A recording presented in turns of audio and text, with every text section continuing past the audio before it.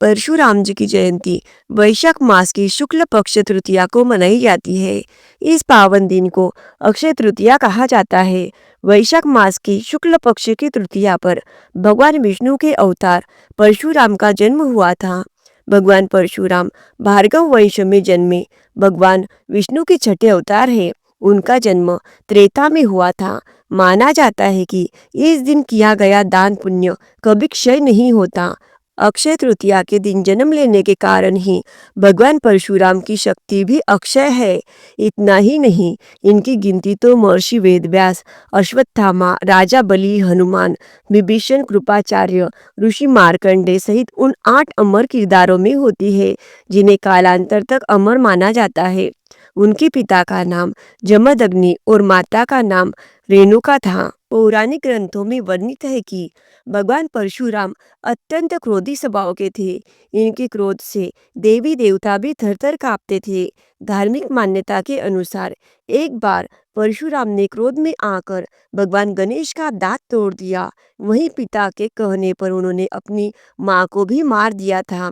इस दिन भगवान विष्णु के परशुराम अवतार की पूजा करने से शौर्य, कांति एवं ऐश्वर्य की प्राप्ति होती है और शत्रुओं का नाश होता है। श्री विष्णु अवतार भगवान परशुराम पराक्रम के प्रतीक माने जाते हैं। वह अपने माता पिता के परम आज्ञाकारी पुत्र थे। पौराणिक कथाओं के अनुसार एक बार परशुराम जी की माता रेणुका जल लेने नदी पर गई। वहां पर उन्होंने गंधर्वराज चित्ररथ को जल में अप्सराओं के साथ देखा और कुछ देर वहीं ठहर गई। उस समय माता रेणुका के मन में विकार उत्पन्न हो गया।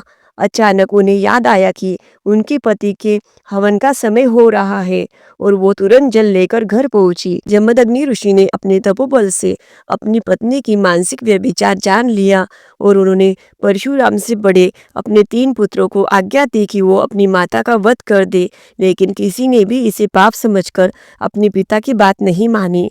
अंत में ऋषि ने परशुराम को अपनी माता का वध करने की आज्ञा दी।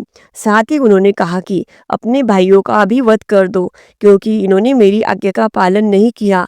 परशुराम ने पिता की आज्ञा का पालन करते हुए अपनी माता और भाइयों का वध कर दिया। की पितृभक्ति देखकर जमदग्नि ऋषि प्रसन्न हुए और उन्होंने परशुराम से वर मांगने को कहा।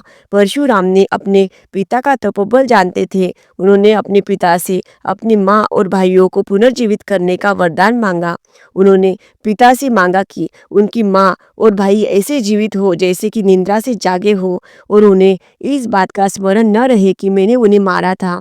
जमदग्नि ऋषि के तपोबल से ऐसा ही हुआ। पुत्र की तीव्र बुद्धि को देख ऋषि ने उन्हें ख्याति और अस्त्र शस्त्र से निपुणता का भी वरदान दिया।